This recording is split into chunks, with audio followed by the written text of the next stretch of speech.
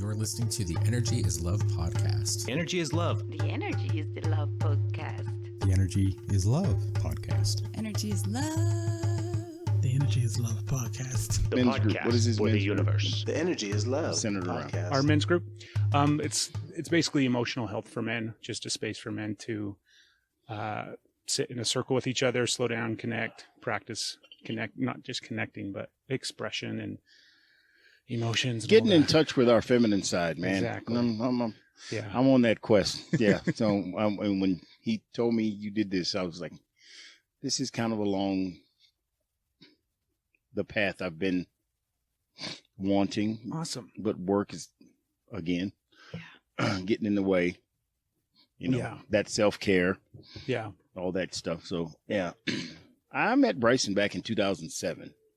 And we've been friends ever since. Well, we've been connected ever since. But Yeah. he went and had, it's his family. He's got a little girl now, right? He's got 2 daughters. 2 daughters now. Yeah. Okay. See, so I'm out the loop. But he's got 2 kids, and I know he was having some challenges with being a father. Mhm. And he kind of, I think when he mentioned the men's group and you hearing you say what it is and what it's all about, that kind of like, yeah, that's him. Yeah. That's him all the way. He's a super sweet guy. Oh, yes, he is. Yeah. I've only known him since February, Okay. but he's just an incredibly sweet guy. Yeah, and I was crazy to he pulled my name out of the sky to say, here, you should talk to this guy. Or, Yeah. Well, it's kind of a funny thing. By the way, we're rolling. Like, this is it. We're just going. I don't even think we did silence. I don't think we did silence either, but we'll figure it out. All right. The way that all played out was like everything started to happen with George Floyd and everything else towards the end of May and into June. And it just completely fucked Stephanie and I over. It threw us into like this. Not over. Well, not like, but it threw us into this tailspin of like thought process, mindset, complete shift and change on what we think and feel and how we view the world and what we need to start doing differently. Yeah. And so part of that was we've always used the podcast to the best of our ability to talk about what's important to us. Like at the end of the day, yeah, we think about the person that's listening. We think about the people that are out there that tune in every week. Mm-hmm. But really, because we do it every week, we talk about what we want to talk about and what's interesting to us, right? Okay. And so when everything started happening, and I hate saying it that way, I've said it that way before, and obviously it's not brand new. No, it's not. It's not the first time When that our everything eyes has... were And for focused a lot on of it. people, I think, Yeah. the advent of technology, etc., that, there's, Yeah. But it just caused us to start looking at everything 100% different than we ever had before. It's like a full 180. Mm-hmm. And like I said, part of it was we wanted to use the podcast because it's what we're interested in. It's what we're focused on. It's what's important to us. So then it's like, shit, who are we going to talk to? We got to start talking to more people because the majority of the time it's just her and I. We just sit here in the backyard and drink our beer and relax and have, opening conversations with each other. And we do have guests on periodically, but so that's what it was. It was like, who do I want to talk to? Who can we talk to? Who can we reach out to? And then it was like the sad realization of we don't know a lot of black people. And that sucks. Well, there aren't a lot of black people in Utah. That's true. So, to say, unless you belong to a church, I think because that was one of the things I experienced when I got here. It's like, well, where are they? Yeah. And I found a church, and it's like, whoa. On Sundays, it's like they're out of the woodwork. But during the week, they disperse, and they're so minute in the community that, unless you're in a career, where those people work, you won't really encounter a whole lot of people of color in Utah. And I remember when I got here, it was, I think, 0.8%. How long have you been here? Since I got here in 2002. Okay. And then I surmised between the military, Hill Air Force Base, and then the universities, That was about it. That was about it. And then there were some pioneers that came out here. There were some black cowboys that come and settled back in the 1800s because the church that I wound up settling at is it's Calvary Baptist, and they got here in the 1850s, 1860s. Really? Yeah. So they go way back, but so there are some settlers but I'm not really familiar with the name or the family that's, generations and generations. But, I think, speaking of this, I think the Floyd thing, for me, it was great to see this generation wake up. Yeah. I won't say wake up, but open their eyes, maybe. Have something, have a situation shown that would kind of, I wouldn't say validate some of the frustrations that people of color experience, but I think the ongoing systematic piece that's been going, because, I'm a social worker by nature or by trade. Went back to school and but I chose forensics instead of, mental health or all the other concentrations. And, the disproportionate rate of incarceration with people of color was one of really like, whoa, how was that? And the numbers and research is how you always affect, change. But seeing the fact that, there were 33%, I think 30-ish% in the U.S. African-American, and they make up over 60% of the prison population. Kind of like, well, it shed some light. And I had my own personal experiences, but then when I got in school and started to see it and then witness it and all these things with, rental discrimination, trying to get out an apartment in this neighborhood, and I couldn't do it. Yeah. And my wife, who happens to be white, she went and applied, got it.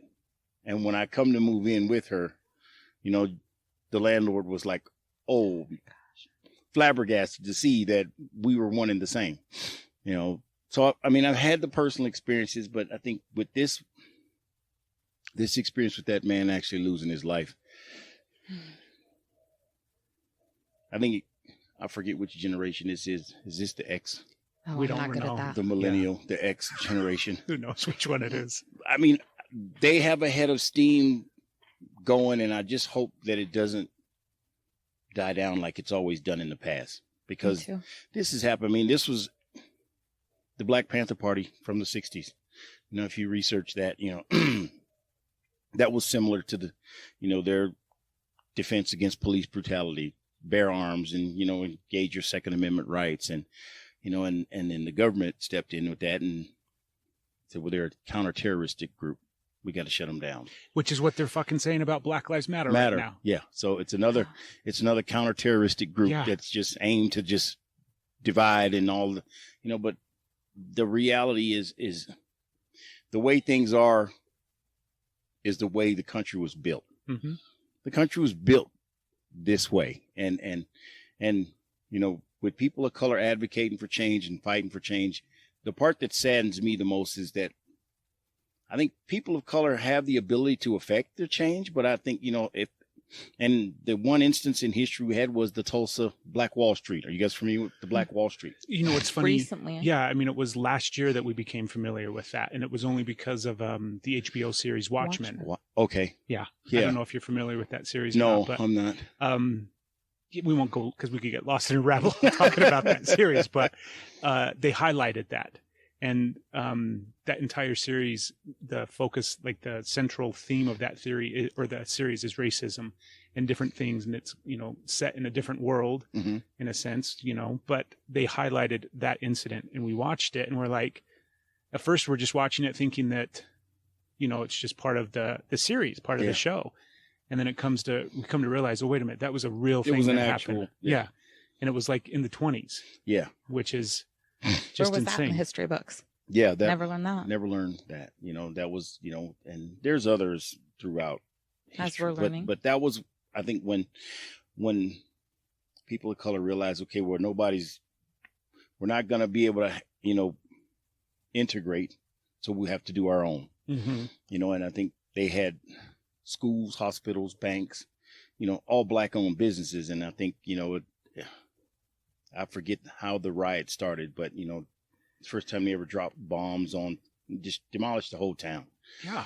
So I think to say that people of color, becoming entrepreneurs and opening banks and starting, just keeping their money within the community to grow, because I think until people of color have leverage in this country, and leverage is usually money. Mm-hmm. You know, and then until we get to a point where we're owning things and businesses in the stock exchange and things of this nature, you know, I think is when we get a seat at the table. I heard a stat recently. I don't remember. I think it was on I don't remember where I saw it. But it was something to the equivalent of, out of like the Fortune 500 companies, I don't remember the exact number, but it was ridiculous. It was either 0, 3, or 5. Those are the numbers that are like sticking out in my head. Mm-hmm. That the CEOs of those Fortune 500 companies were people of color. Yep. It was that low, right? Out of 500 companies, there was only like 3 of them, perhaps. And I don't know exactly. I don't remember the stat, but mm-hmm. I mean, it's like you said, when you don't have, and that's the sad part. If you don't, you know, and if you don't have anything, then, you know, they're not going to take this movement really serious. Mm-hmm. You know, everyone's saying you can get out and vote and you can get out. But I mean, because it's legal on paper, you know, it's not going to change your heart and your mind. Yeah. You know, that's because what's a piece of paper is just that. You know, it's not going to, because it's the law that I have to not feel this way. I mean, it's going to take more than just a piece of paper, because the 60s and the civil rights legislation, you know, giving the right to vote and women the right to vote, all those things, you know, and even today in the workplace with women, they make what, 75 cents for every dollar that men make. So we're progressing, and I like the direction. I think that things are headed, because it was a system that was created and built by the dominant group. And the dominant group is going to have to be the one to undo it. And that's the part that is disheartening, I guess, for people of color. And unless they take up entrepreneurship, you know, start businesses and keep the money within the community and grow, you know, to get some leverage, you know, because, I mean, if the only color we see is green in this country, then, you know, it's like, well, okay, well, we have to play by your game and get some green, or just be allowed to exist simply because it's a God-given right. We're all human beings, and this shouldn't determine that I be your neighbor or not. Yeah, I think that's like it's like anything else in this country where money is the undercurrent of everything to some extent, right? Yes. It's like the thing that runs through all different aspects of culture, race, communities, countries, everything. Mm-hmm. It's all about money. And from my understanding, mm-hmm. I always try to get that caveat to eliminate the fact that I don't always know exactly what the hell I'm talking about. But if you look at the beginnings of slavery, I mean, they're bringing over a workforce. Yes. They're bringing over people to simply work. And it's not minimizing it down to just that, but the money aspect of it was a big driving force behind it. Mm-hmm. And like you said, it's just always continued along the way, down the road. Every time something happens, you can always come back to the fact that money played some role in regards to people's actions and choices. Yeah. And I think we see that today still. And I think that white people hide behind that as well and use that as an excuse to continue the systemic racism that exists, where we use that idea that it's not about race. Yes. It's about money, or we don't even really talk about money. Do you know what I mean? Yes. Like, it's still something else that we don't want to discuss and that we don't want to talk about. Think about how much finances and you don't talk about money at the dinner table. You don't ask somebody how much they earn. We don't know what the president's making, or, you know, all the ways that money is hidden and kept secret. It's the same thing, I think, in regards to race and the way that we talk about it and the way that we deal with it, or lack thereof. Yeah. And I like to use the analogy that I once heard. You know, it's like when this country was founded for 200, 400 years, you know, it's like, you know, the dominant group just grew in economic wealth. This country became the most powerful country in the world, you know, and we got to where the richest country in the world, right? Okay, fast forward 400 years later, you get civil rights legislation, you get all this stuff, and then it's like, that was a race that we, I guess, if you would call it that, for equality, the race for equality. You know, the dominant group started 400 years ago. On paper, it was just legitimized for people of color in the 60s. So you get a 400-year gap. Now, how do you expect those people to catch up? Yeah. They got a 400-year head start, you know, and now say, okay, well, we're going to do this. And, you know, how do you close that gap? You know, there's always been talk of the reparations, you know, that the Native Americans receive reparations, the Japanese Americans receive reparations. There's all these different groups in our country that have received reparations for behavior unbecoming of the United States, and except African Americans or black people, you know, and I think that reparations discussion, if it were to happen today, I think fiscally it would be detrimental, to say the least, to the country economically. And I don't know that power or that wealth, we're willing to give that up just to say, well, there's nothing broke, so what do we need to fix? Yeah, and I think that's the, you know, like, that's the problem, right? There's nothing broke. There's nothing broke. This is the greatest country in the world. Yeah. So what do we need to fix? Yeah. You know, and that's the piece that, you know, I think with planting seeds in having that discussion to say, well, there's people here that, you know, the country was, some people would say my ancestors built this place. Yeah. You know, a lot of, we built this place, and, you know, it's probably one of the most economically disadvantaged groups in the country today. You know, that's the disparaging part. And then, you know, even with the law enforcement, because I mean, the federal government at one point was a proponent of all of this. You know, it wasn't that it was just the states were delegated, and, you know, especially during the New Deal with redlining and when all that took place, and, you know, the federal government supported a lot of that, you know. So I think, you know, until you had those cases, was it Plessy versus Ferguson and the Brown versus Board of Education, and, you know, until you had those landmark reversals, you know, it was, like I said, it was woven into the fabric. And how do we unstitch the fabric and yet remain the United States? It's so complicated, isn't it? Yeah. It's such a big, like, that's the thing that I think Steph and I get to oftentimes, where we sit there and we're like, we don't even know what the hell to do, right? We feel helpless. And so what do? We sit in our backyard and talk on a podcast. And that feels like a complete, utter waste of time. Do you know what I mean? It feels like it's not doing anything to help the problem. Well, the irony is, I mean, for whoever gets to watch this and hear this, it's our moms. That's it. Just our moms watch. Well, we're hoping. We're hoping. I mean, somebody's going to see it. That'll strike up a conversation, or we'll have something that we'll learn from each other that we can take. Yeah.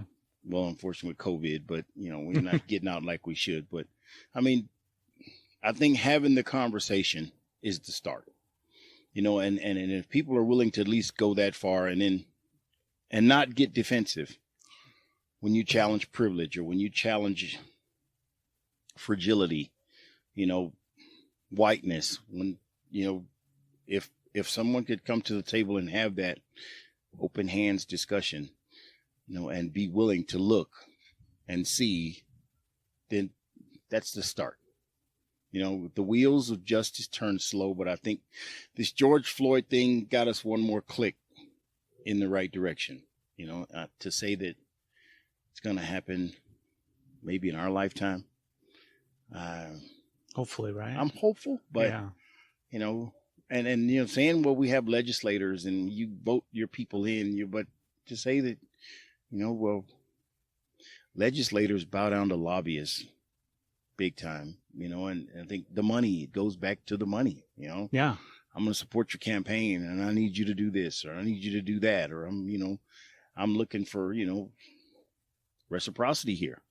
So I think having people that are probably unwilling to do that, you know, if this is going to help me win a position to serve the people, and then I get the position to serve the people, and then I turn and serve the high and mighty,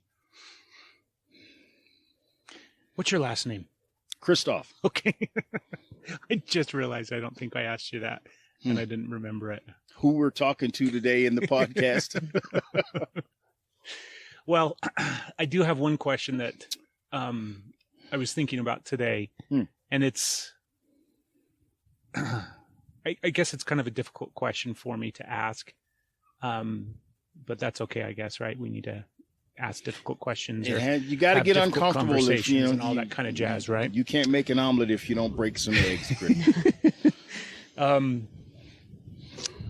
So Stephanie and I are becoming super heightened aware of the systemic issue with white privilege, the way that white people view things, the way that we have been, when I say programmed, I kind of steer clear of that because it makes it seem like we are, just sheep that are following some, even though we are to some extent, but just the way that people are inundated with stuff in this country. White people, but it's people, it's everybody, right? It's not just white people. And so the question is, from your perspective as a person of color, what are some of the systemic things that you have, not about people of color, but about white people? So some of the things that are maybe, I'm trying to think of an example. This thought came to me like this morning at 4:30 when I woke up. So I'm thinking of like the undercurrents or the undertones of things that white people have in regards to people of color. Do you specifically have things, the reverse side of that to a certain extent? That,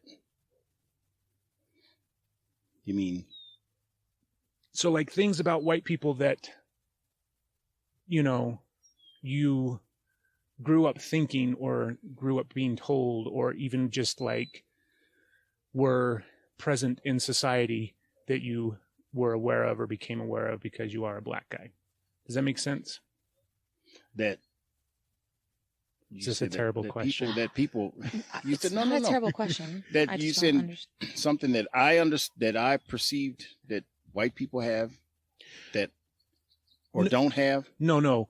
So from the reverse side of it. So what is it that blacks have that whites don't? No, like if you're sugarcoating, you got to stop so we can understand what you're saying. Yeah, no, I'm not trying to sugarcoat it. It's like some of the things that we have become aware of just, I'll give you an example. Yeah.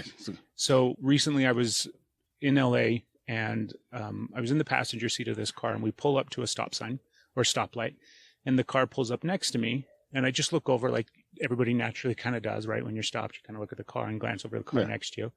And there's two young black kids in it. And they looked to me like they were probably brothers. Like I just assumed that it looked like an older brother and a little brother, right? But they were probably teenagers in their, maybe oldest was maybe 19, 20, and then 16 or 17 years old. So I glance over and I look at them. And then as I come back and look forward, the very first thought that popped into my head was gun. And so then I looked back again at them, and then I had this moment of, I laughed at the stupidity of that thought that ran through my head. And then I was angry at myself. And then I really looked at them, and there was absolutely nothing about them that had any, nothing stood out that would give me any cause for alarm or concern or any risk, any threat. They were driving a Tesla.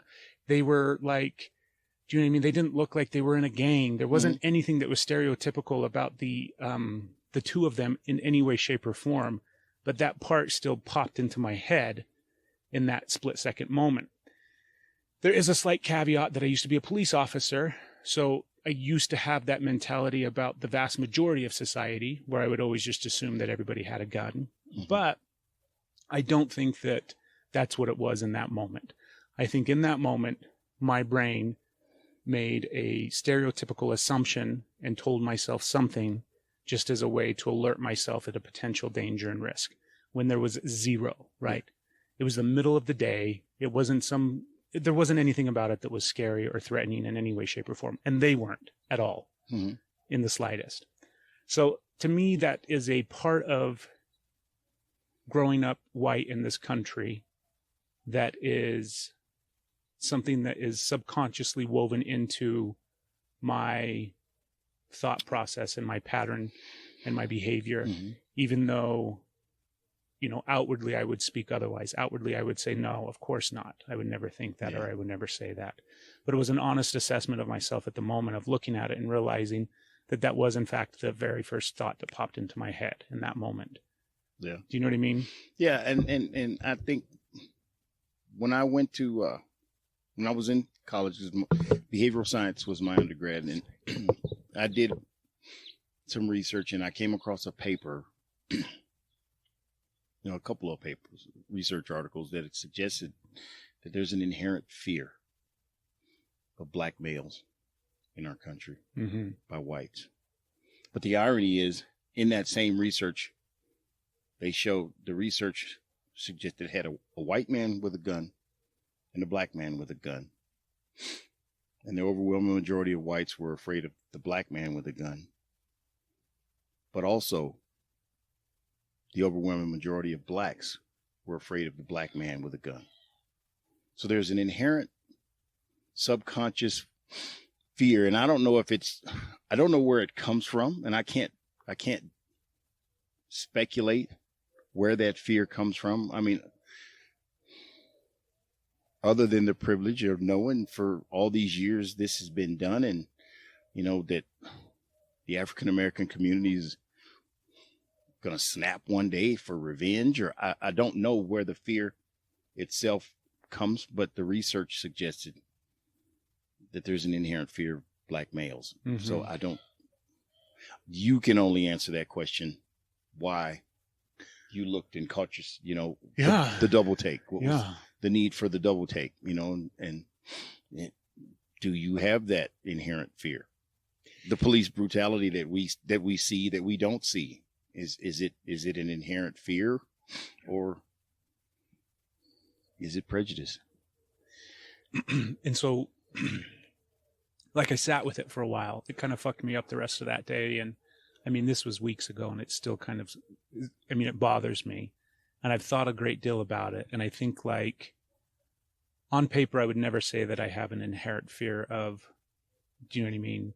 Almost anybody, right? Unless, of course, they're like scary. But the stereotype. Exactly. You know, what you've been fed, and, you know, what you get either on the news, and every time you see the news, it's negative with people of color, or BET, or, you know, at one point, you know, when BET was, you know, Black Entertainment Television, that was all the information that whites got as far as blacks were concerned, you know, and what you saw on BET or MTV, the videos, or, you know, those were the images and kind of what you internalize. Yeah. You know, and I think that has a factor.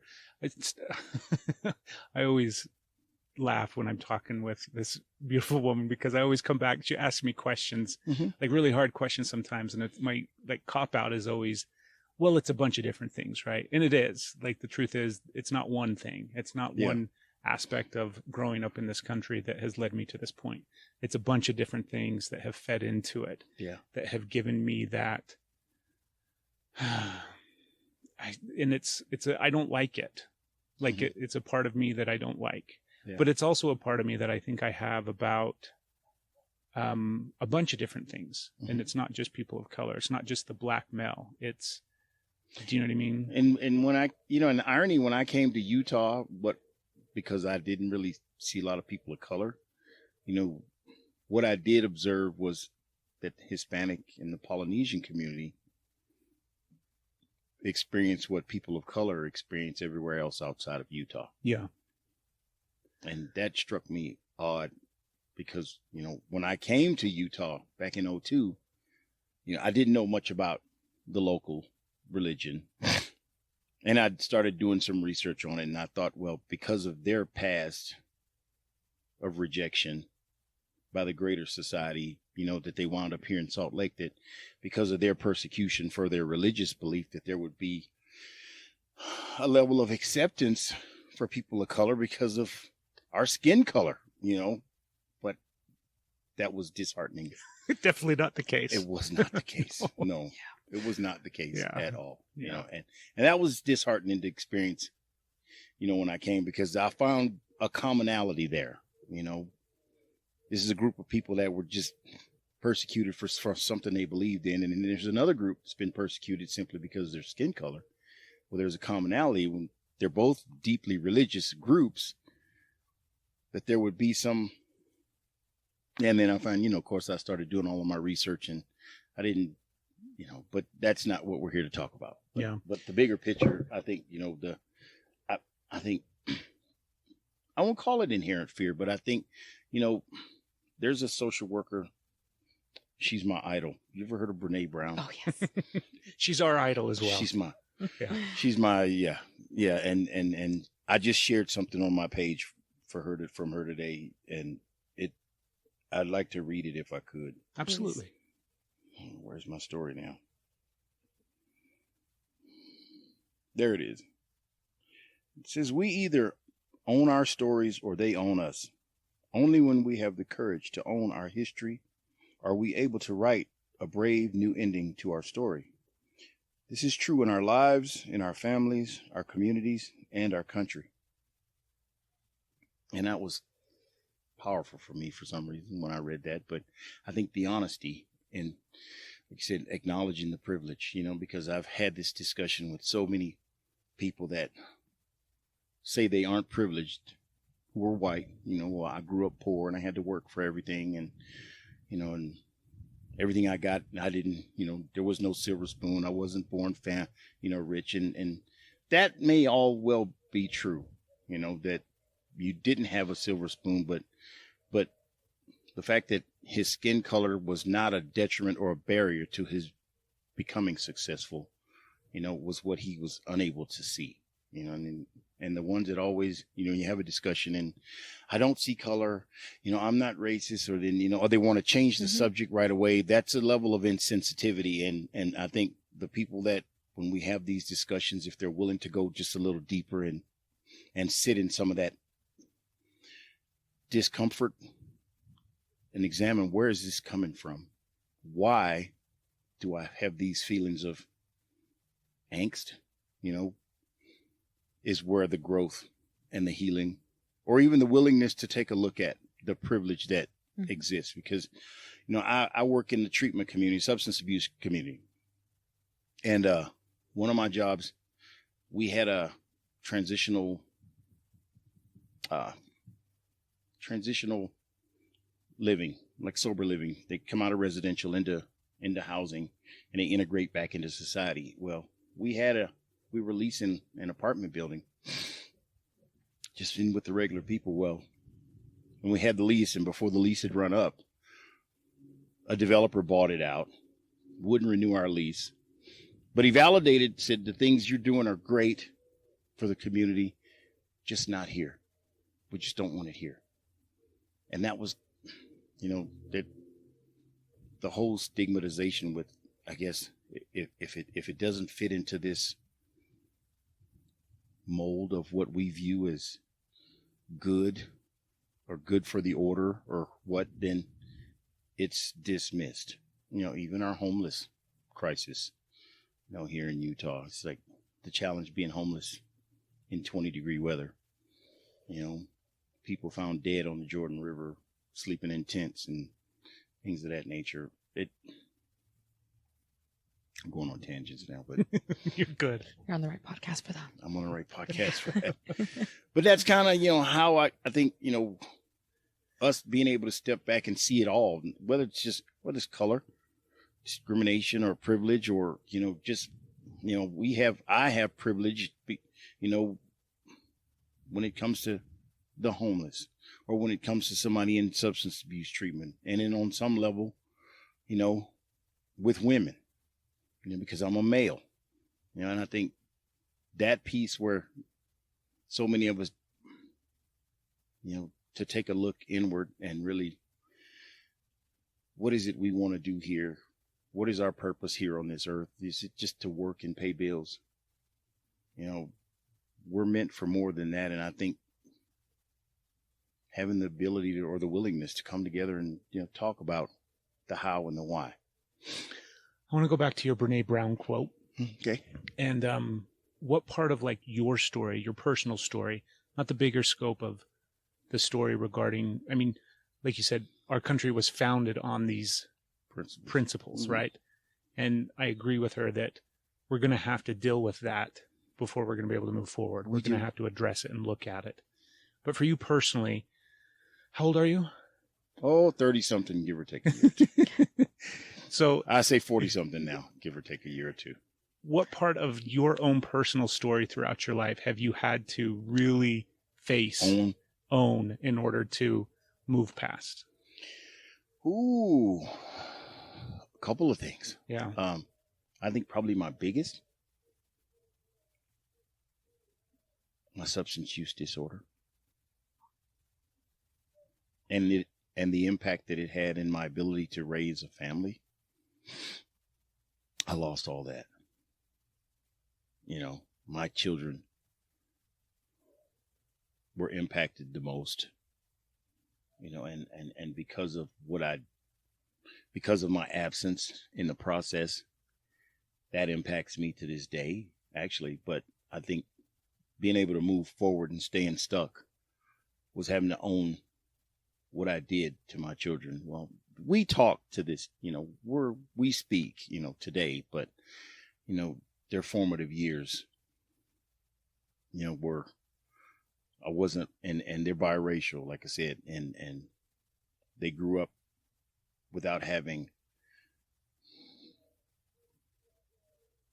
an awareness and an understanding of what it is to be a person of color, or identified as a person of color, because they're biracial, but they are identified as a person of color simply because the one drop deal and all of some of their experiences growing up in school, and, you know, things that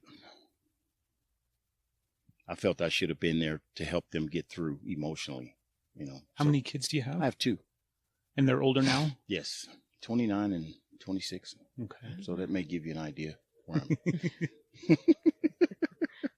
Yeah. So I think that piece, you know, but I've gained acceptance, and of the mistakes. I can't change what was. If you're okay sharing, and by all means, you can tell me to, you know, kick rocks. We're not going to talk about it, but what part, like, what was the issue? You mentioned substance abuse. Mm-hmm. What was it? How, like, was it the type of thing that it kind of just destroyed everything in your life, or were you like a functioning alcoholic, or what? If you're comfortable, and you definitely don't have to. Well, function, when you say functioning, it just depends. So level of functioning, you know, there's functioning alcoholics that are addicts that, you know, get up and go to work every day and they still maintain everything, but emotionally everything's falling apart. Yeah. You know, it started that way and it just progressed. You know, I ultimately became homeless, lost my home, you know, used my VA loan, bought my first home, and it just didn't quite work out. Mm-hmm. You know, and God, what else were you asking? There was more to this story. There's so much more to this. Well, and you can feel the weight of it, right? Everybody's always got.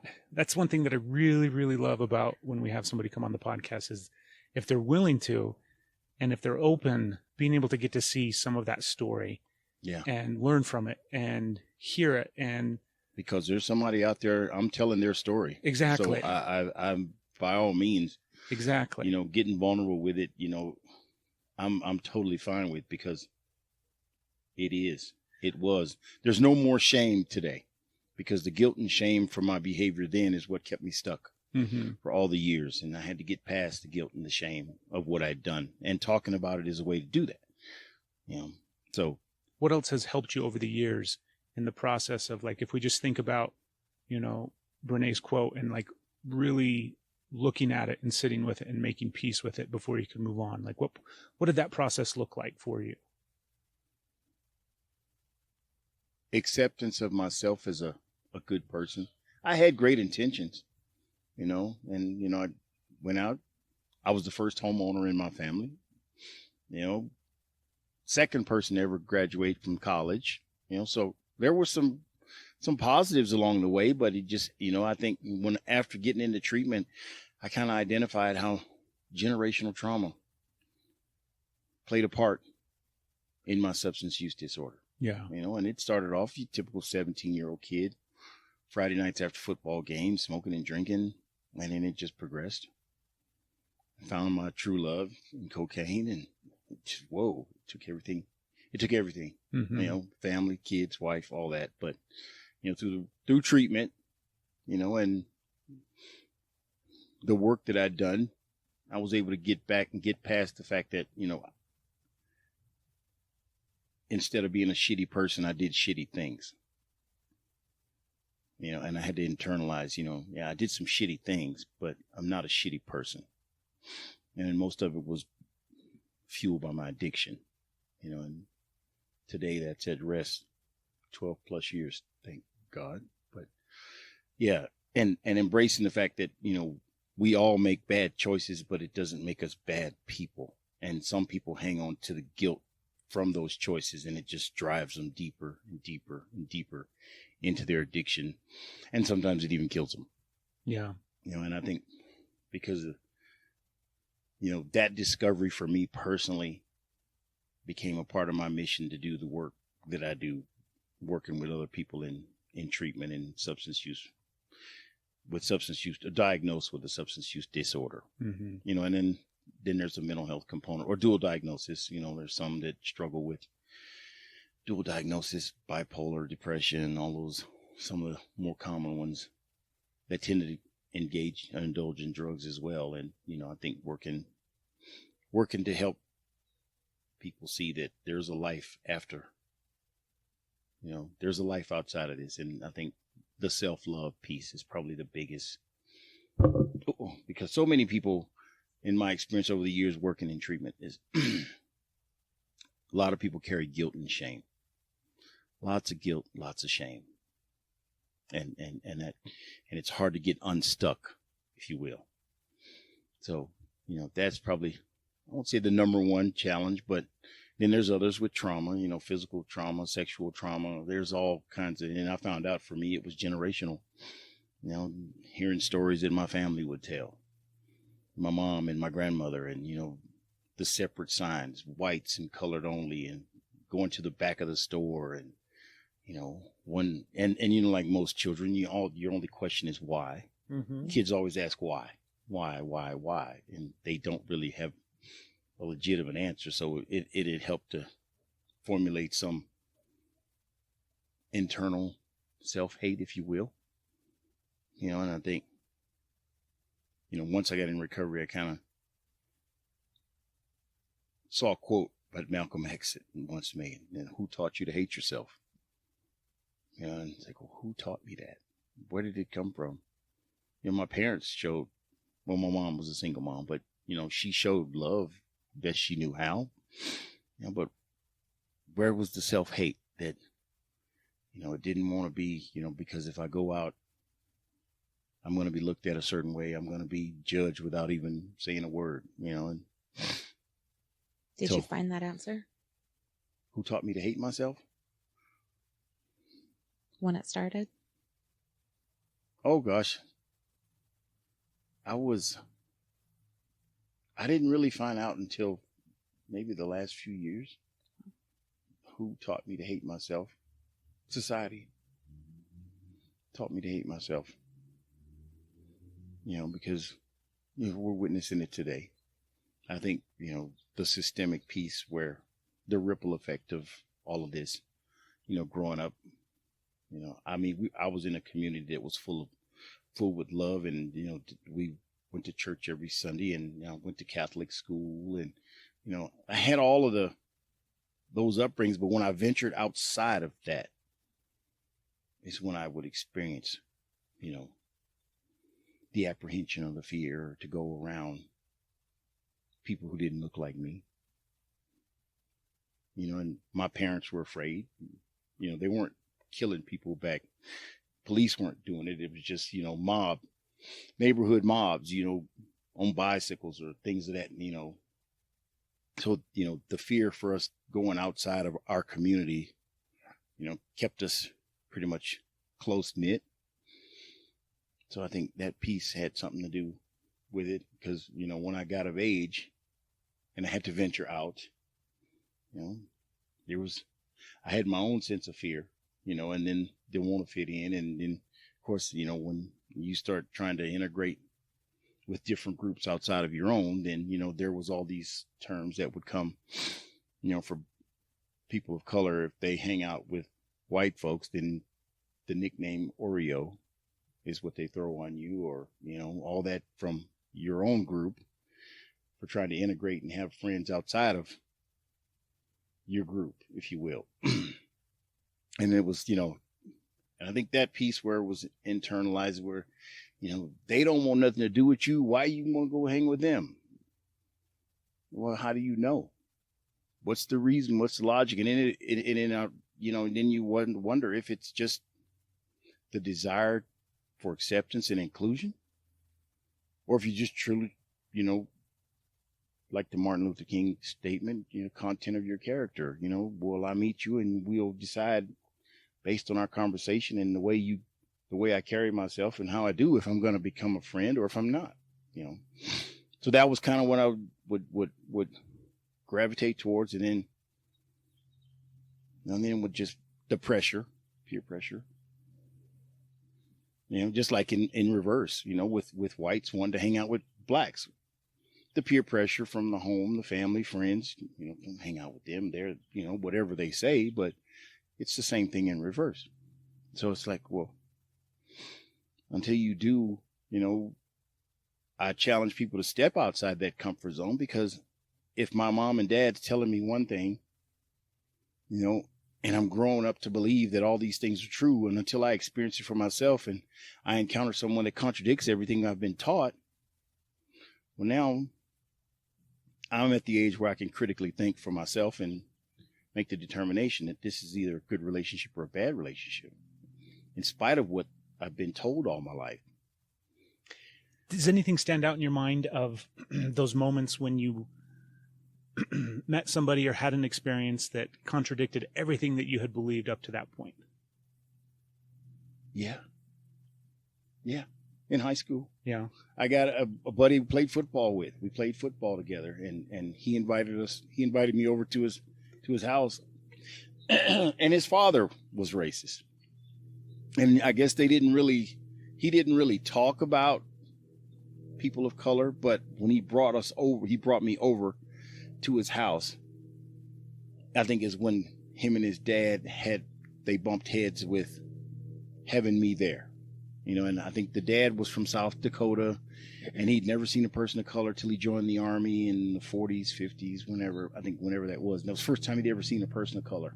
Yeah. Not on TV, nowhere, and when he got there, I guess in the military, it was the same, blacks were either in supply or they were cooks, or, they had jobs that they could only do. And I think some of what his dad's experience was in the Army, it's the peer pressure thing again. You can't hang out with them. Are you crazy? You're going to get shunned. You're going to get, what's the word?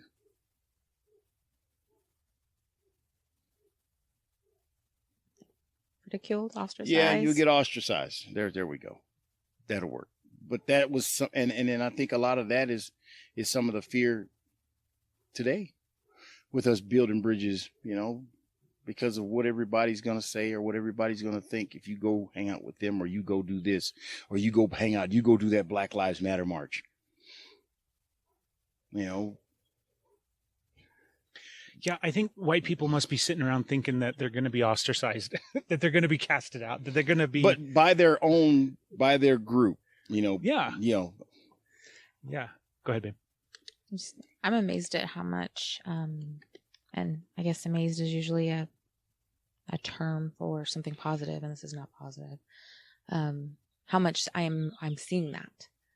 I'm seeing how much hate is coming out, and it's like, how did I not realize that it was so prominent? Because everybody's got something to say now. Mm-hmm. And it is so much that group mentality and trying to like beat down and change the minds if you have a different opinion. Yeah. And if you want to say like, oh, no, I'm willing to educate myself and learn more and realize that what you're doing wrong and hold people accountable, that it just comes at such fear that people aren't even willing to listen. They're not willing to learn. They're not willing to, as Craig has put it, get curious or be willing to be wrong. That it is just those heels are dug in so deep because I'm not going to be wrong. I'm not going to lose this privilege. There's just so much. I can't believe I lost my train of thought on that. I got taken aback by how disgusting it is and how like that group mentality of trying to keep that safety in numbers when they are completely destroying people, destroying lives, destroying themselves with that. It just. And then, you know, my daughter told me a statement once that I think it still resonates with me to this day about equality and, you know, how there's enough to go around for everyone, that it's not pie. Yeah. We're not going to run out by giving you a fair share and giving me a fair share. There's enough to go around, you know, and that kind of was like, I like that, baby. I like that. It's not pie, you know, you can have a slice, and I can have a slice, and everybody can have a slice.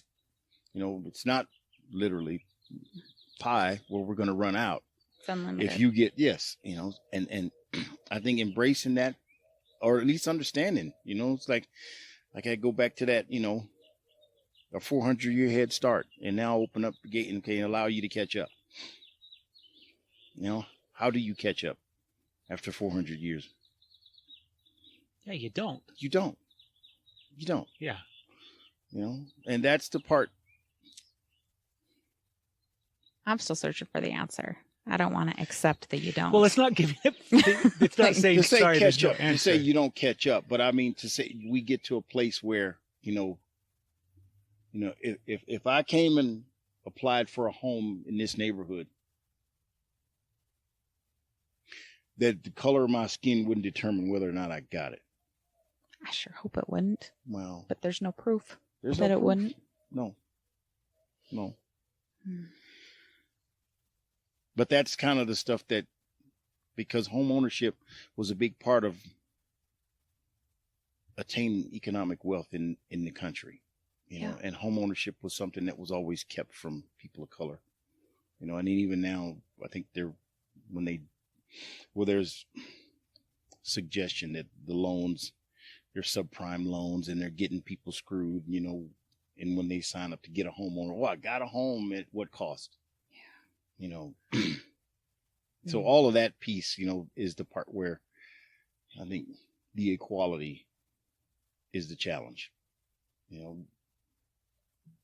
So how was that a challenge? I don't understand. Yes, you do understand though, because we were there, you know, a year ago. I'm not. We were there to a point of,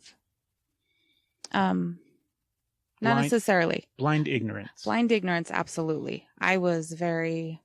I'm not a racist, and I'm also not gonna make any ripples in the water. Just going to, you know, be a good person and mind my own business, and I don't see color, and that's me being a good person. I realize the error of my ways, and I know that I'm going to continue to see how damaging that behavior was. I didn't know. And whenever you hear that, Stephanie? Yes. Whenever you hear somebody say that, challenge that thought process. You know, and if it's only just sharing your perspective and how you've come to look at it differently, just share that. That's a start. You know, because there's so many people that do identify the same exact way. You know, and say, I don't see color, I'm not this, or, you know, I do things to make me a good person. I'm a good person. I do, you know, and that all may be good and well and true, but it doesn't negate your privilege by saying that, you know. Yeah. So have that discussion any and every chance you get. Yes. And even if you hear people talking, like you said, how it's all come out now, like people have stirred the fire and it's everywhere. Mm-hmm. I think that part about being brave, Brene Brown, being brave and challenging those thoughts with people, co-workers, friends, wherever you hear it. Challenge that thought, challenge that mindset. Because the irony is, and it's also sad for me, because if I tried to explain privilege to someone that was white, I feel I'd have more of a challenge than if you were to do it. The ability to relate coming from you would be more accepting than coming from me. And then that's the piece, like on a bigger picture, like abolitionists made the move to abolish slavery. It was white people, mostly women, but there's it was a movement by the dominant group. Well, this movement now to level our playing field and, have police accountability and all these things that everybody's advocating for.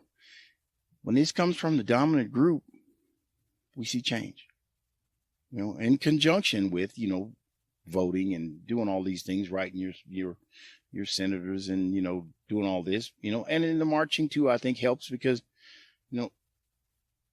it's always been where somebody or something happens and then there's an uproar.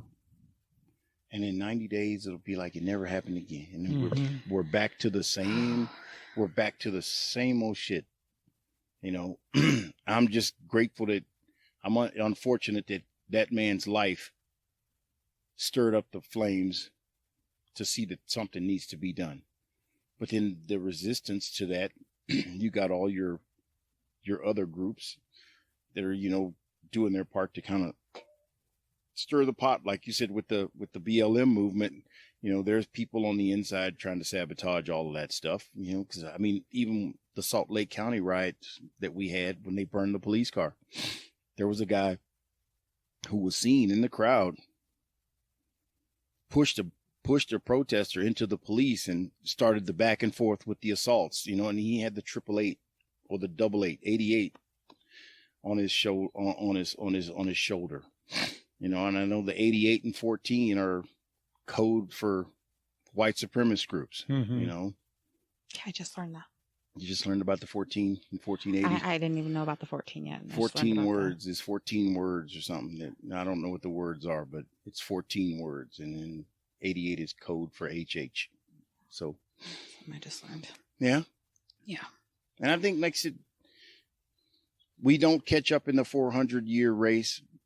But I think continuing to have these discussions and continuing to be an advocate, or continue to learn about the privilege that you do have and use it. Mm-hmm. That's what we've been trying to do. Go ahead, Ben. Sorry. That one guy we just listened to, and I'm forgetting his name, and I hate that. I'm not going to sit here and try and remember it. We're so terrible. But he wasn't on the podcast. It was the podcast that I listened to. And he talked about the power of white women's tears and how much movement that can generate and how people are going to listen to that. And I was like, well, I can do that. Wow. I can make some noise. Okay. I definitely can. Our daughter, one of our daughters, she's single-handedly taken on everybody she can. Yeah. She's taken on family. She is just, I'm like, she's calling out grandpa. She is. Everybody she in their is just like, she is going. It's like, you got to try and get them curious, babe. And she's like, I'm going to tell him, I'm going to call him. She's beautiful. Those are the uncomfortable conversations that, that generation, they're really engaged in seeing this turn, and, God bless them. Yeah. Yes. She's definitely not uncomfortable, but she's making sure everybody else is. Yeah. She was like, get them. She's awesome. So, with the generational trauma that you have awareness of, that we all, have, it plays a different role. But when you're seeing that, what do you think that means when it's so ingrained, like you were talking, the epigenetics and going through on the trauma and the behaviors, when it's coming from the different sides and holding these patterns instead of releasing these patterns? How can somebody work with it? Because I believe a lot of these mindsets are trauma based, coming from trauma, getting the setup, and the fear of lack and the fear of we're going to be without. So white people are just going to make sure that no matter what, even if they're at the bottom, that they're going to be above somehow. How can we work with trauma and realizing trauma in ourselves to start to heal those wounds? Because that's a challenge in and of itself, Stephanie, because so many people that are experiencing that don't identify it as trauma. Yeah. You know, I think there's a desensitization, and I won't call it programming, but a desensitization to what's been going on because it's been going on for so long that it just becomes the expectation, you know, and they won't identify it as, because I didn't until I had, you know, I went into treatment and did therapy, and that's another thing with, you know, people of color tend to not value the benefit of therapy. Fix your own problems and solve it. You know, that cowboy boot, tough it up, you know, mindset. And you know, I think I relate it to Maslow in the hierarchy of needs. You know, food and shelter are your primary drivers in behavior. And when that's lacking, I can't worry about, you know, my safety or worry about self-actualization when all these other needs aren't being met before. So they have to be to a place where, you know, I got a place to stay and I got food on the table. And when that's consistent, then I forget the next one, but there's the next one. There's two others before you become a actualized person. And I think when they're economically disadvantaged, making the bills and worrying about a cable bill is not as important. I got to keep the lights on, or I got to feed these kids, you know. So that part about it's a system that's just born into, and I think the traumatic piece, they don't identify as trauma, you know, because it is, you know, you come into an existence of being, and this is it.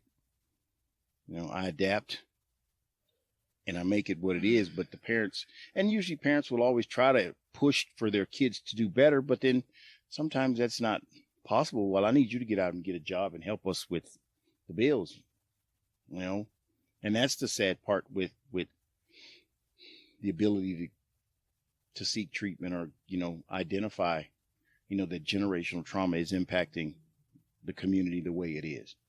Because everybody, I won't say everybody, you know,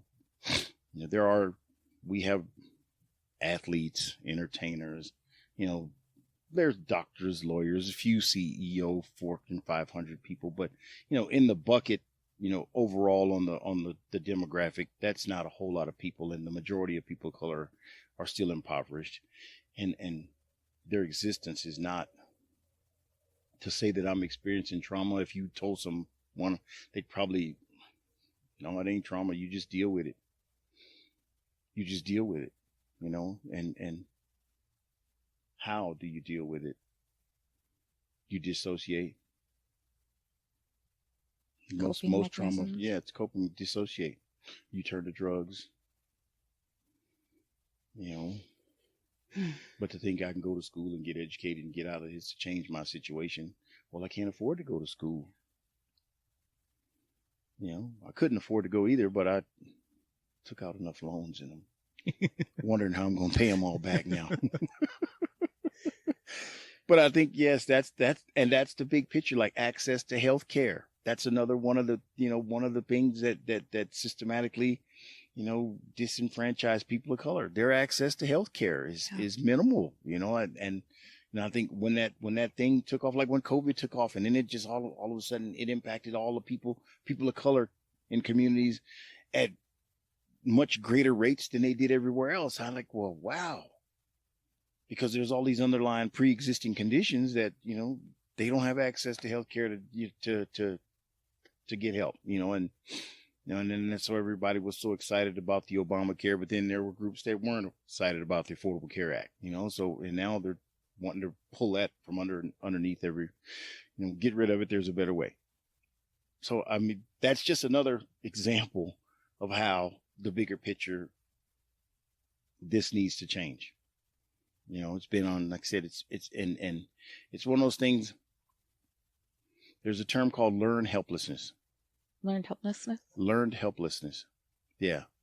It's like, and it's almost, it was done off an experiment. You know, I'm familiar. You guys familiar with the dog in the cage? And every time he went to drink water, he got zapped. Oh, yeah. Pavlov. He got shocked. You know, so he stopped drinking. Mm-hmm. You know, and he'd sit there and I wouldn't say he died of thirst, but you know, that was the piece where if I go for a drink, then it's going to cost me. So there's no sense in having a drink.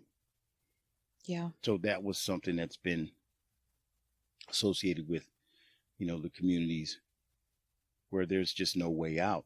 There's no win, you know, and you turn to drugs as a way out because the employment opportunities are scarce. Education opportunities are scarce, you know, and then it goes back even to access to healthcare because most kids, the school to prison pipeline is another example of that, you know, where kids go to school and they don't have access to healthcare. Well, a child that's ADHD is diagnosed by his teacher as being unruly. You know, he's home, getting sent home suspended. And now, well, if you can't go to school, you can't stay home. Well, what do? I'm too young to get a job, so I'm on the street corner doing what I can do, you know, and you know, because I couldn't get health care to go find out I'm ADHD and there's a medication for that to help me with that. So now I can sit in class and I can be attentive and I can do all these things, you know, I can participate, you know. Well, it just goes all the misdiagnosis and all those things that happen that continue, you know, which is all a part of the bigger picture. You know, so it's all the systemic piece. It's unfortunate and it's sad, but I think having the conversations, you know, that's why when he mentioned coming out here to do this and hey, because my therapist told me, you know, I get to be the ambassador. I'm like, I put the weight of the world of all the blacks on my shoulders and let's go do this. I'm like, whoa, don't do that to me, you know. But at the same time, it's something that I gladly undertake because so many people don't have experiences with people of color. And it's like, well, okay, well, am I going to be the one to counteract what you've been taught all your life? And now you have to critically think because your experience with me versus what you've been told are contradictory. So now you have a decision to make. Mm-hmm. You know, was mom and daddy right simply because they're mom and daddy? Or was your experience lived right? You know, you have to judge and decide because your lived experience is going to give you wisdom in and of itself. And, you know, so with that part, you know, I took it on to say, hey, let's do it. Glad I made the trip. Thank you for being willing to. Yes. To normalize conversations and let them, like, opening up the table saying, let's sit down and have a conversation. Let's have a talk. Yes. You know, and I was wondering when he told me and you told me, because I looked up your podcast. The podcast. Yeah. He's a cop. He's a former cop. Well, why did you quit or retire? I didn't quit. I got fired. Oh, okay. Yeah. I got fired. And, conduct unbecoming? Well, you don't have to say if you don't want to say. Well, no, it's, first off, shout out to Bryson. We talked about him earlier on, but Bryson, thank you for introducing us. Yes, And, Bryson. Hi, person I haven't Love met. you, man. Hopefully one day Bryson's going to be on the podcast too. But, no, I got fired and I've sat with, I mean, it's been 5 years, since I was a police officer. I was in law enforcement for 8 years. Mm-hmm. I started out working at the Salt Lake County Jail. So earlier when you mentioned, when you moved out here, you didn't see a lot of people of color, but you saw that the Polynesian community and the Hispanic community kind of filled that role here in Utah. Yeah.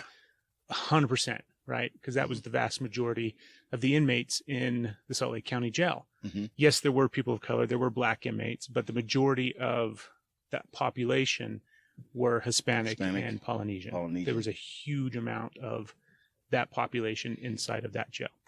And I'm sure it's the same for the prison as well. But anyways, I started out in the jail and then went to the road, and I was on the road for like 5 years. And what eventually led to me being fired was an incident involving a drunk woman and her drunk sister. They got into an argument. It's like sisters grab all their kids and they go and get a hotel room for the night so that they can hang out, have a good time. Kids can play in the pool and relax.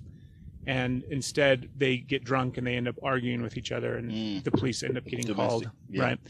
And it's just two sisters that are drunk yelling at each other.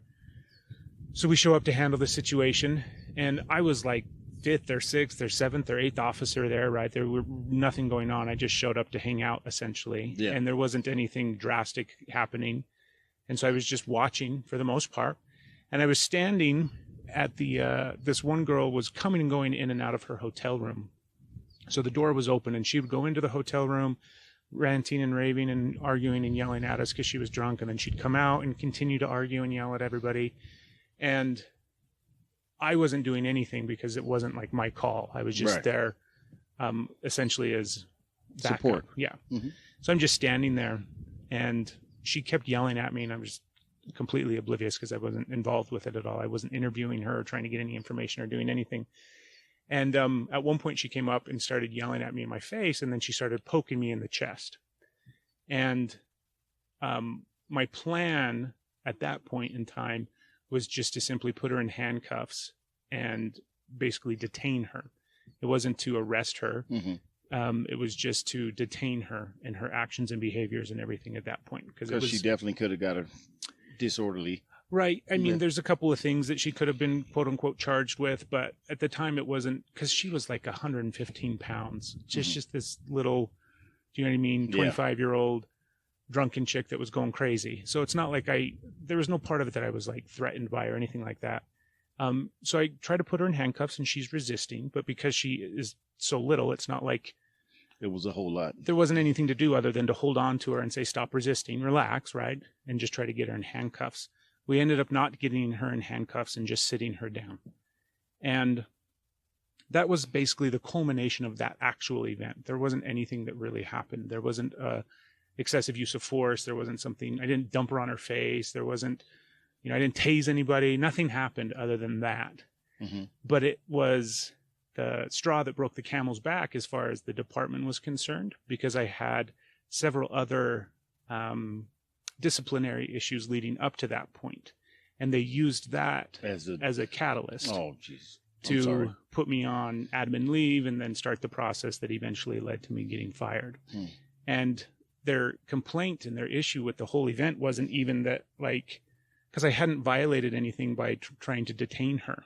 There wasn't anything wrong with that. I was completely within the scope of police work to do that.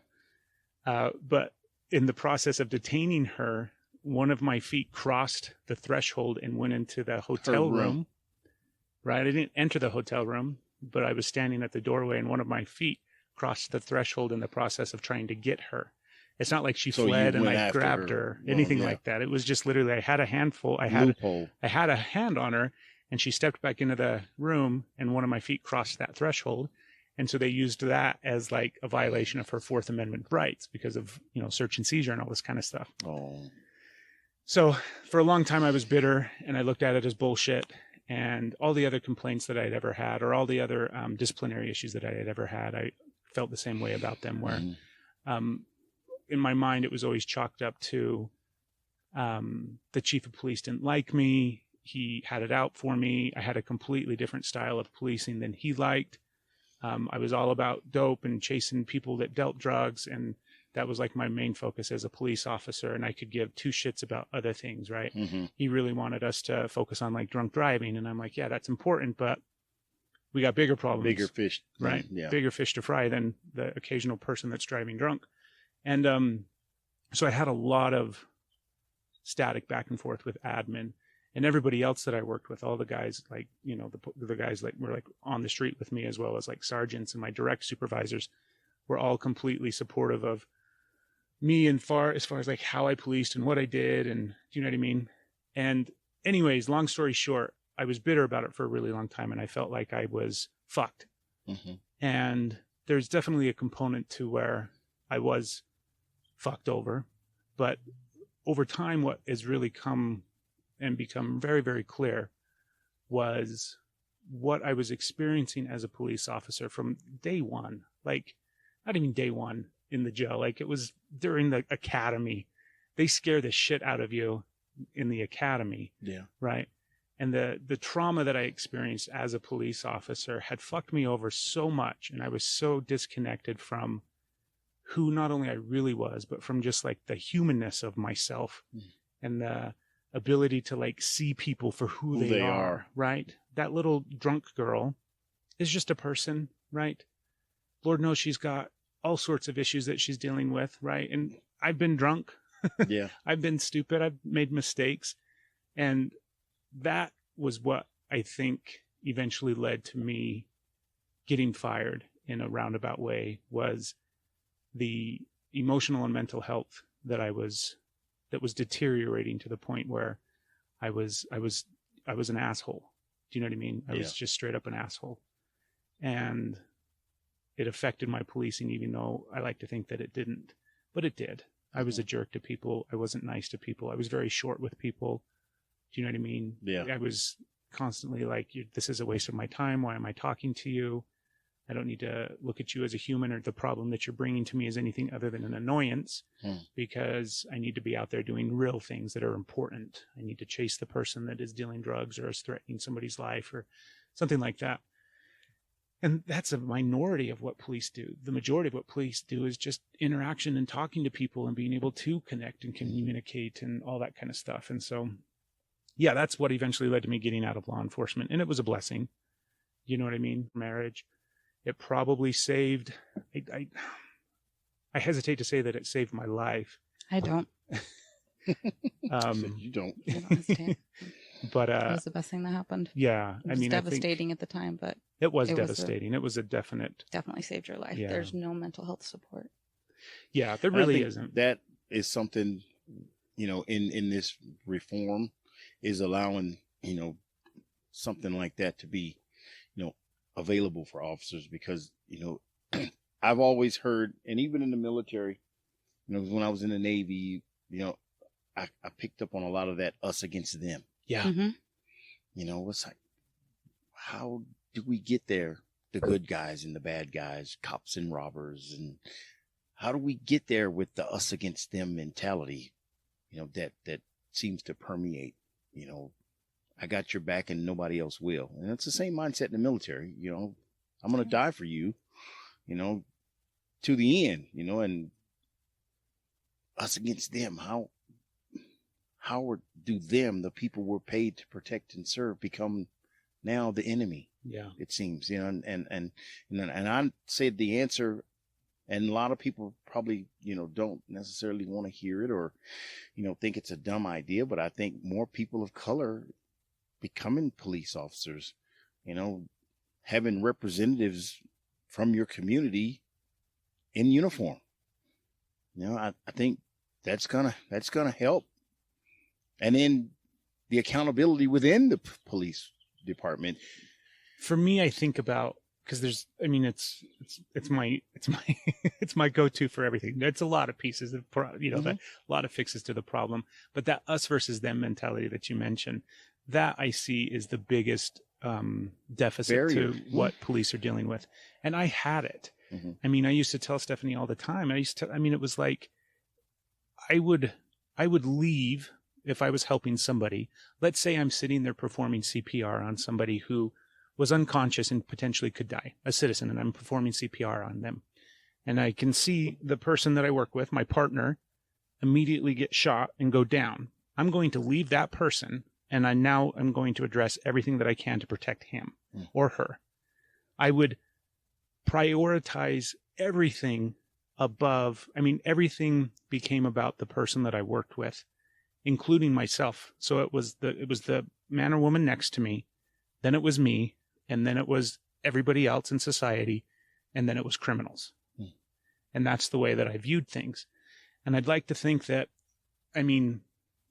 people listening may think that maybe that's just unique to me, and everybody knows a police officer or has an uncle that's a police officer, and they're not bad people, and I'm not a bad person. But the truth of the matter is, that is the way that police officers think to some degree. Mm-hmm. They prioritize them and the person next to them first and foremost, and then everybody else next, right? So it is us versus them. Yeah.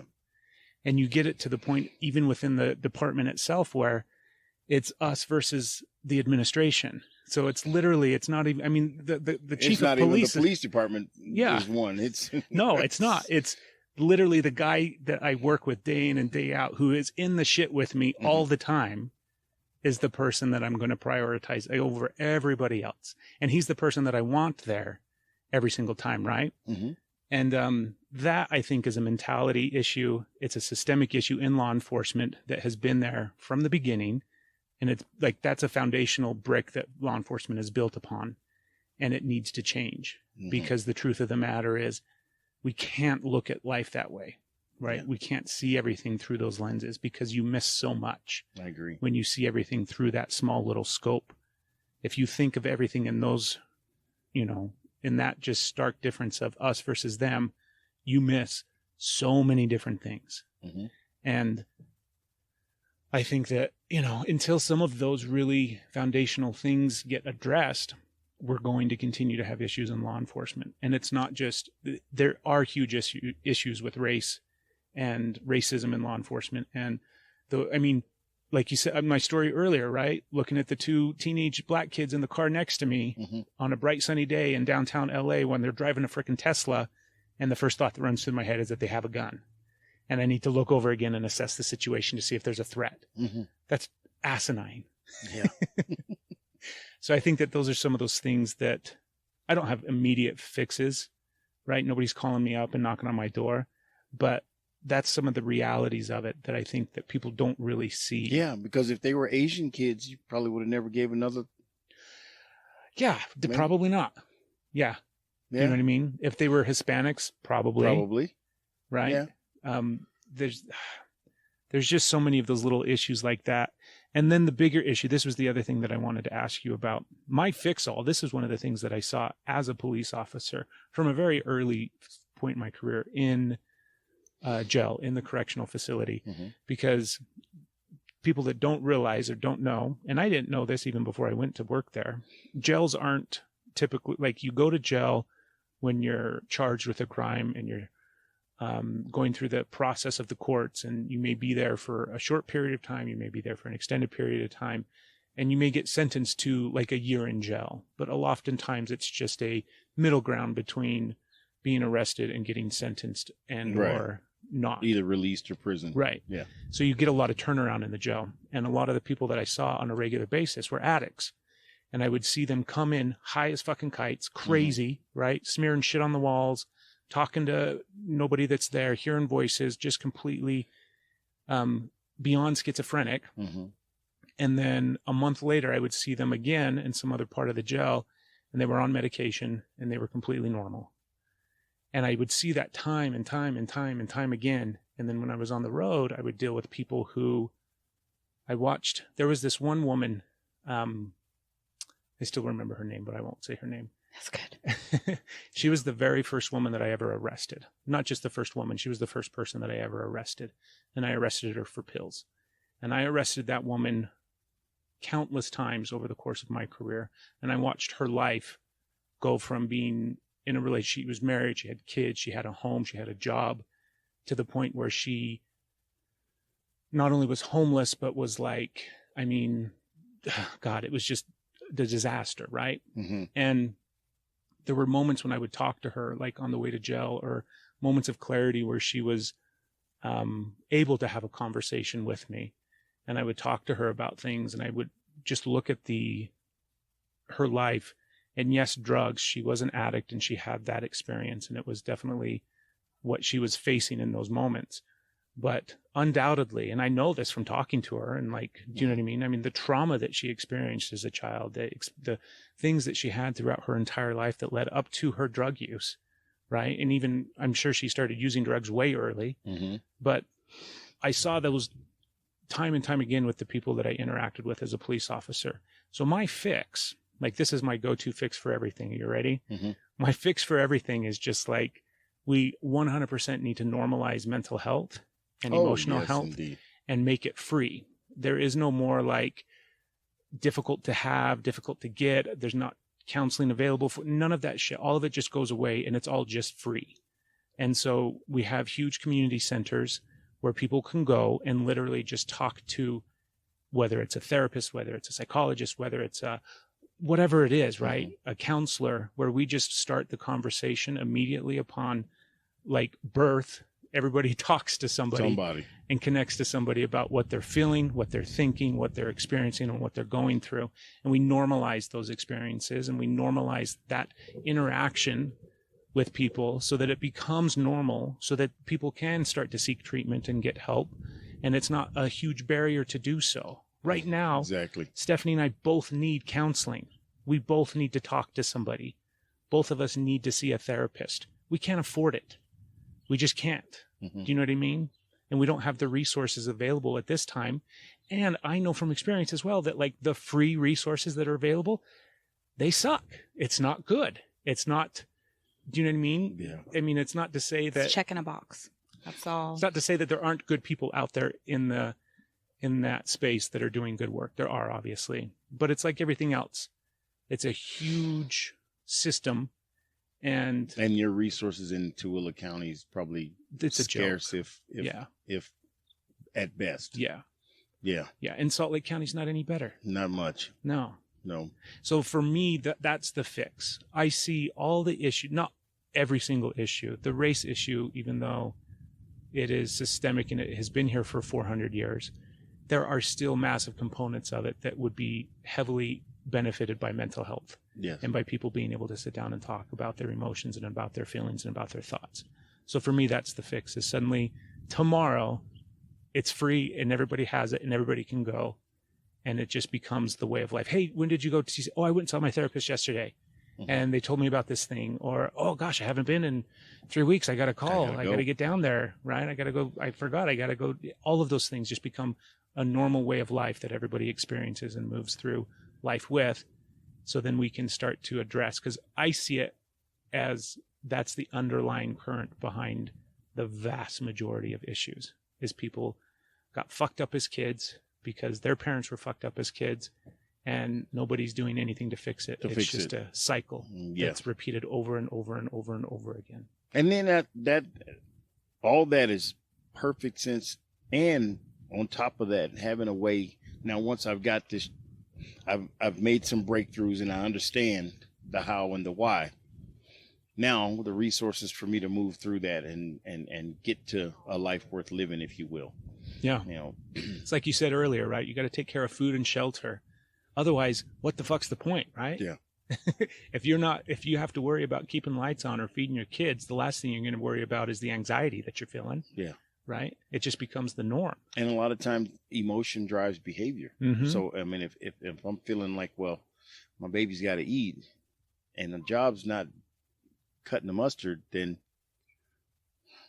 I'm going to welcome any opportunity available, and I'm going to do all the wrong things for the right reasons. Yeah. Yep. You know, and that's a lot of what you see, but the fact is it's still a crime. You still broke the law, but it's for all the right reasons. Mm-hmm. You know, but do you get a pass simply because you had an altruistic heart and why you did what you did? You know, it was against the law and you did it anyway. But, you know, it wasn't just because I'm reckless or criminal or antisocial. You know, I have a need that needed to be met. Yeah. You know, yeah, that's unfortunate. You know, but I think having the first step is this. This is it. Having a discussion to kind of come up and brainstorm and, you know, come up with these ideas on how and why, and then what can we do to change it? Well, Jerome, we can't thank you enough, man. Well, thank you. Can't thank Bryson enough. All right. We appreciate you coming out and being on the podcast. Thank you so much for having me, guys. I know we didn't get to it too much, but do you want to throw out who you work with, who you work for in the addiction recovery space? Yeah, I'm at a Odyssey House of Utah, Mm-hmm. downtown, and I'm also at New Roads Behavioral Health in Cottonwood Heights. Nice. Yeah. One is 18 to 26-year-olds, and then Odyssey House is 18 to 80. Well, actually, I have an adolescent program, too. parents and children's, fathers and children's. Nice. So they, pretty big outfit. Yeah. One of the biggest in the state. And most people that don't have access to insurance usually can get picked up with the expansion Medicaid and get help, at that particular agency if they have a need or desire, or most of the people are usually mandated. Yeah. Is that the Odyssey House? No. How would they contact? The admissions department. Usually, most people come in, usually if they're homeless or if they unemployed, they'll pretty much qualify, I think, for Medicaid. Really? And they'll do an assessment and determine, what level of care, and then kind of get them on the right path to getting their needs met, But it's, the work is just, it's emotionally challenging, but it's priceless. When you see a client get to their life worth living and embrace this thing called recovery, it's a wonderful, wonderful thing. Yeah. Yeah. So I didn't know that there was a possibility of it being that accessible. Oh yeah. So that's wonderful. Yeah, it's accessible. Squeaky wheel gets the oil. Without a doubt. Okay. Thank you so much, Thank Jerome. you. All right. Thank you both.